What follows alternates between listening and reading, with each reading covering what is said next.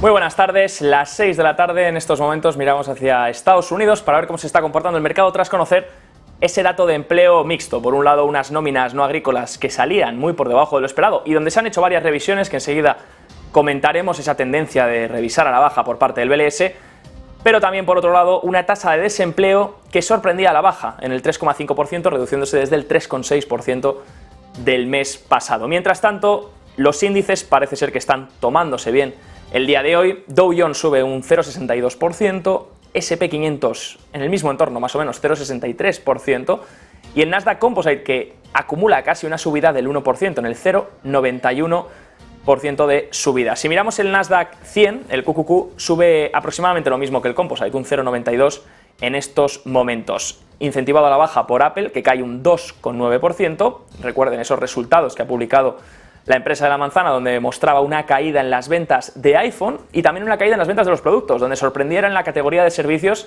que ahora que se ha mantenido resiliente y ha evitado que Apple se llevase un gran batacazo tras la presentación de estos resultados, que ya acumula 3 trimestres consecutivos de caída en los ingresos. Si miramos por otro lado a Amazon, sube por encima del doble dígito, más 10,86%, suma la empresa, donde de hecho sorprendía, en el caso contrario a Apple, en todos los segmentos, sobre todo en la categoría cloud, esa categoría de AWS, donde ha mostrado un crecimiento del doble dígito también por encima del 12%. Eso sí, recuerden que Amazon en ese segmento crecía en el entorno de por encima del 30% en 2021 en la categoría cloud. Veremos si consigue volver a esos crecimientos para esta parte de la compañía. Mientras tanto, el inversor celebrando ese dato, celebrando también que el pronóstico de ventas y de beneficios futuros de Amazon se ha revisado al alza por parte de la compañía y está por encima del consenso que estimaba Wall Street. También un beneficio por acción que ha salido muy por encima de lo que estimaba el mercado,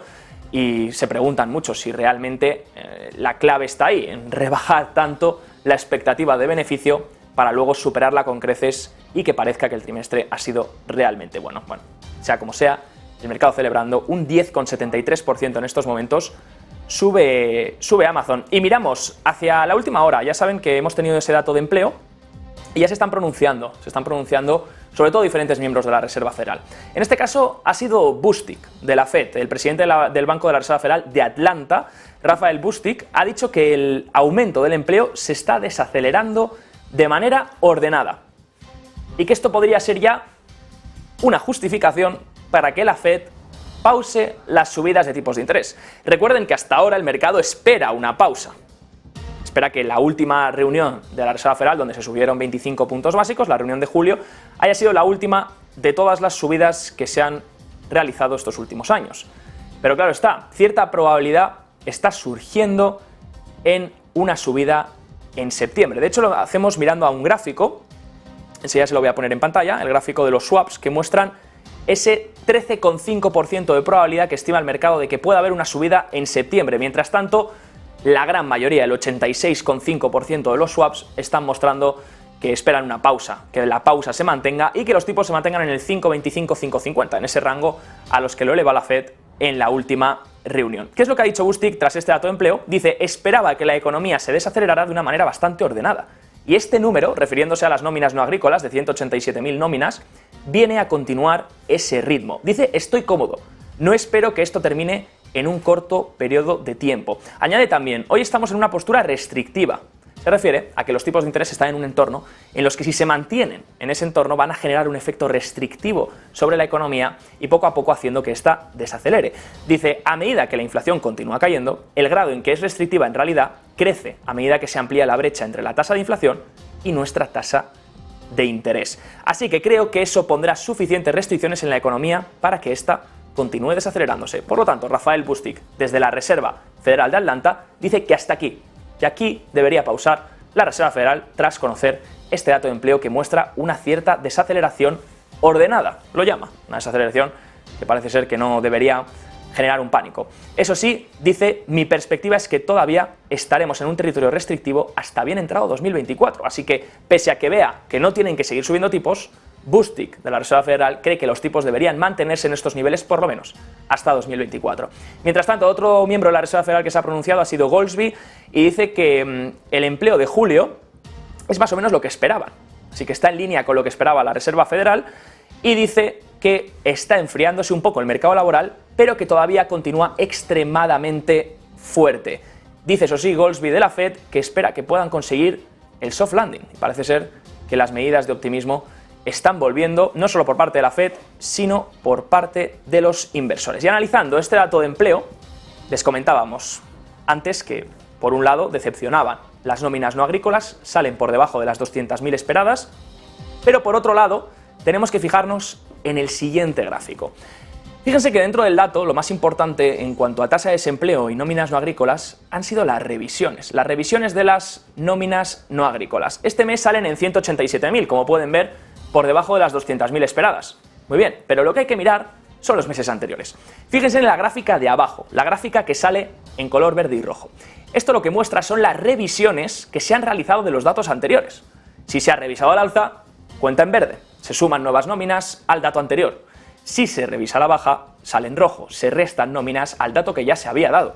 Fíjense la curiosa tendencia del BLS, que nadie sabe si es que o quieren engañar en el dato, o bien están de vacaciones, o bien simplemente es pura casualidad, pero desde 2023 han revisado todos y cada uno de los reportes a la baja. No solo se ha revisado el reporte del mes anterior y el de mayo, sino que también se revisó el de abril, el de marzo, el de febrero y el de enero. Fíjense todas las caídas en las revisiones de las nóminas. ¿Esto qué quiere decir? Trasladado de una forma sencilla y para que todo el mundo lo entienda. Que básicamente el dato que hemos conocido hoy, las 187.000 nóminas que ha publicado el BLS, posiblemente sean mucho menores. Si mantiene esta tendencia, esta probabilidad en la que dato a dato se ha revisado mes a mes en todo 2023, pues posiblemente también se revise a la baja el mes de julio, y realmente la creación de nóminas no agrícolas en realidad ha sido mucho menor. Curioso dato que no deja de ser impactante esta tendencia que se ha realizado en todo 2023. Otro dato que no deja de ser impactante es los análisis que ya van surgiendo. Teníamos el tuit de Viraj Patel, donde pone, de hecho, que enseña un gráfico y dice, esta es la proporción de esas personas desempleadas en los Estados Unidos que llevan ya desempleadas de 15 a 26 semanas. La línea blanca, la línea morada, es relativa, y la otra absoluta. Dice, eso volvió a subir en julio, y esto solo sucede cuando el mercado laboral está cambiando y se vuelve menos fuerte, menos resiliente. Y fue un disparo de advertencia en el 2000 y en el 2007-2008. Fíjense en esa línea que marca, en las dos líneas, la relativa y la absoluta, donde se ve cómo está incrementando el número de personas desempleadas durante 15 a 26 semanas. Poco a poco, aunque haya desempleo, aunque el desempleo sea mínimo, porque vemos unas peticiones iniciales de desempleo que en realidad conocíamos esta semana que estaban en el entorno de las 220.000, un poco por encima de las 220.000, sigue siendo un nivel históricamente bajo, pero aún así lo que nos está queriendo decir aquí Viraj Patel con el tuit es que se están acumulando durante más tiempo estas personas desempleadas, les está costando más encontrar empleo. Esto tendría que traducirse también a unas peticiones continuadas de desempleo que poco a poco vayan incrementando, pero sin duda es un dato a tener en cuenta también tras este reporte de empleo en Estados Unidos, que de primeras muestra la resiliencia laboral, pero de segundas, si miramos más en detalle, vemos ciertas grietas que van surgiendo y ciertos datos como esas revisiones que se llevan haciendo durante todo 2023 que levantan cierta sospecha. Mientras tanto, miramos a los fondos que pierden 6.000 millones ya de dólares apostando contra los cruceros, contra los hoteles y contra el consumo estadounidense, que se ha mantenido excepcionalmente resiliente durante este año 2023. Recuerden, finales de 2022, las apuestas, el consenso, sobre todo de las apuestas de gestoras y de grandes fondos de inversión, era que posiblemente viésemos una gran recesión a principios de año, en la primera mitad de 2023. Esa recesión todavía no ha llegado, puede que se llegase a evitar, como dicen desde la Reserva Federal. Goolsbee ha anunciado hoy que cree que se puede mantener el soft landing, pero los fondos de cobertura, tras este impacto, tras esta recesión que no han llegado, habían apostado en corto, habían apostado a la baja en ciertas compañías, sobre todo las más ligadas al consumo. Pero si llega una recesión, pues el consumidor deja de consumir y estas empresas se ven muy afectadas, las más cíclicas. Si miramos, habían apostado contra cruceros, hoteles, empresas también de alquiler turístico y otra serie de compañías. Bueno, pues hoy conocemos que estas compañías han sorprendido muy al alza. Lo veíamos en el caso de las aerolíneas, aquí en Negocios Televisión, cuando analizábamos esos datos incluso de Delta Airlines cuando comenzaba la temporada de resultados, pero no son solo las aerolíneas, son también las empresas de cruceros, Royal Caribbean, Carnival son de las 10 compañías con más posiciones en corto dentro del índice, dentro del S&P 500, y han frustrado las expectativas, por supuesto, de los vendedores en corto, porque estas empresas, como pueden ver en el siguiente gráfico, no han dejado de subir en lo que va de año, y esto ha hecho que los vendedores en corto tengan que liquidar o incluso acumulen esas pérdidas. Pérdidas, como les decía, que ya suman 6.000 millones de dólares, según informan datos de S3 Partners. De hecho, Carnival, Royal Caribbean y su rival más pequeño, Norwegian, que son las que ven aquí listadas, aquí pueden ver el precio de las acciones, como ha subido durante el año, han representado 2.900 millones de pérdidas a estos fondos que apostaban porque estas acciones cayesen, porque el consumo se paralizase y estas acciones sufriesen. Pero todavía no ha llegado este momento y esas acciones han sorprendido al alza. Aerolíneas, cruceros, sectores de hoteles, también empresas de hoteles y, por supuesto, otras tantas que están muy relacionadas con el consumo. Habrá que ver qué ocurre con todas estas posiciones cortas y si poco a poco se van disipando a medida que los miedos también se eliminan y el consumo se mantiene fuerte. Mientras tanto, para analizar